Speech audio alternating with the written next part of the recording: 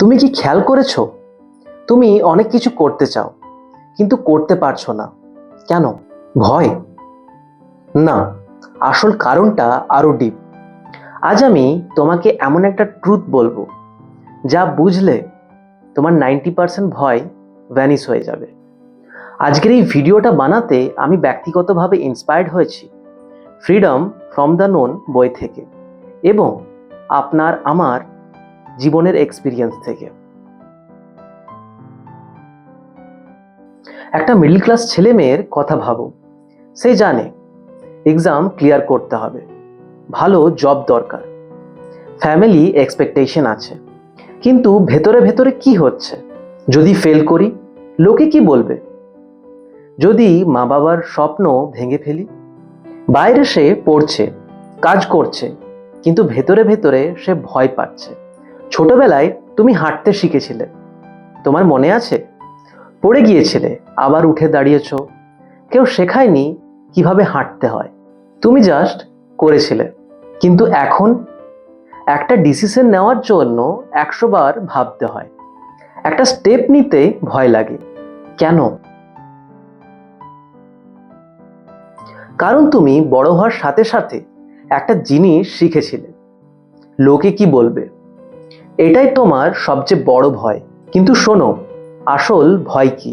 ভয় কোনো আলাদা জিনিস না। ভয় হলো তোমার ডিজায়ার প্লাস তোমার অ্যাটাচমেন্ট। তুমি এক্সাম ক্লিয়ার করতে চাও, তুমি যত বেশি চাইবে তত বেশি তোমার ভয় বাড়বে এক্সামে ফেল করার। তুমি কাউকে খুব ভালোবাসো, তুমি তার সাথে যত বেশি অ্যাটাচ থাকবে তত বেশি তুমি ভয় পাবে তাকে হারানোর। যদি ডিজায়ার এবং অ্যাটাচমেন্ট থাকে তবে ভয় আসবেই। নিজেকে একটা প্রশ্ন করো, যেটা আমি চাইছি সেটা যদি আমি না পাই তাহলে আমি কি শেষ? আমরা সবসময় একটা ভুল করি, আমরা জিজ্ঞেস করি হাউ টু ওভারকাম ফিয়ার, কিন্তু আসল প্রশ্ন হলো ফিয়ারটা কি, ভয়টা কি? ধরো তুমি ভূতকে ভয় পাচ্ছ, তুমি প্রশ্ন করলে এর থেকে বেরোনোর উপায় কি? কেউ বলবে তাবিজ পড়ো, মন্ত্র পড়ো, কিন্তু আসল প্রশ্ন হলো ভূত সেটা কি সত্যি? ঠিক একইভাবে তুমি ফিয়ার দূর করতে চাইছো, কিন্তু ফিয়ারকে বুঝতে পারছো না। তুমি আজ স্টুডেন্ট, কাল জব করবে, পরে ফ্যামিলির দায়িত্ব। লাইফে যত এগোবে তত ভয় বাড়বে, স্যালারি বাড়বে, সাথে জব হারানোর ভয়ও বাড়বে। রিলেশনশিপ হবে, সাথে সেই সম্পর্কটা হারানোর ভয়ও বাড়বে। তাহলে লাইফ কি? এটা কি কোনো ফ্রিডম নাকি একটা অদৃশ্য জেল? নিজেকে জিজ্ঞেস করো, আমি কি সত্যি নিজের মতো বাঁচছি নাকি জীবনের সিদ্ধান্ত ভয়ে ভয়ে নিচ্ছি? এবার আসি আসল সলিউশনে। ফিয়ার রিমুভ করার কোনো হাউ টু নেই, একটাই রাস্তা আছে, সেটা হলো ভালোবাসা। যেখানে ভালোবাসা আছে সেখানে ভয় থাকতে পারে না। কিন্তু আমরা ভুল করি, অ্যাটাচমেন্টকে ভালোবাসা ভেবে নিই।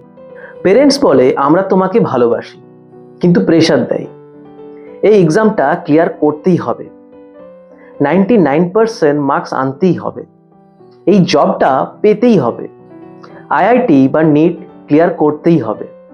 এটা কি ভালোবাসা? না, এটা হলো ফিয়ার, কন্ট্রোল। ভালোবাসা মানে তুমি যেটা হতে চাও সেটা হও, আমি তোমার পাশে আছি।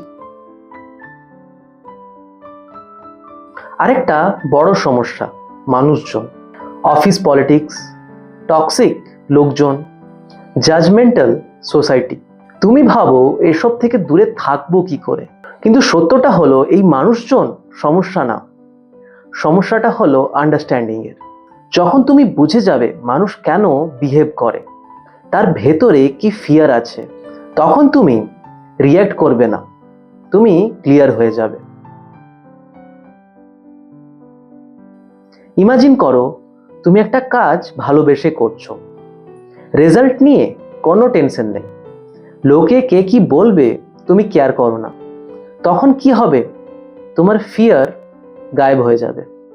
আসলে তুমি ভয় পাচ্ছ না, তুমি তোমার ডিজায়ার আর অ্যাটাচমেন্টের মধ্যে আটকে আছো। তুমি তোমার নিজের লাইফ বাঁচছো না, তুমি সোসাইটির এক্সপেকটেশন বাঁচছো।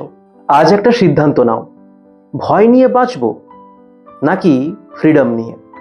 যদি তুমি সত্যি নিজের মাইন্ডসেট চেঞ্জ করতে চাও, তাহলে এই ইউটিউব চ্যানেলটিকে সাবস্ক্রাইব করে বেঙ্গলি মাইন্ডসেট স্কুল পরিবারে অংশ হয়ে যাও।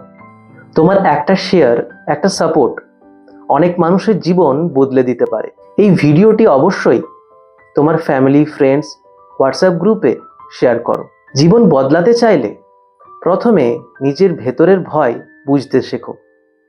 ধন্যবাদ।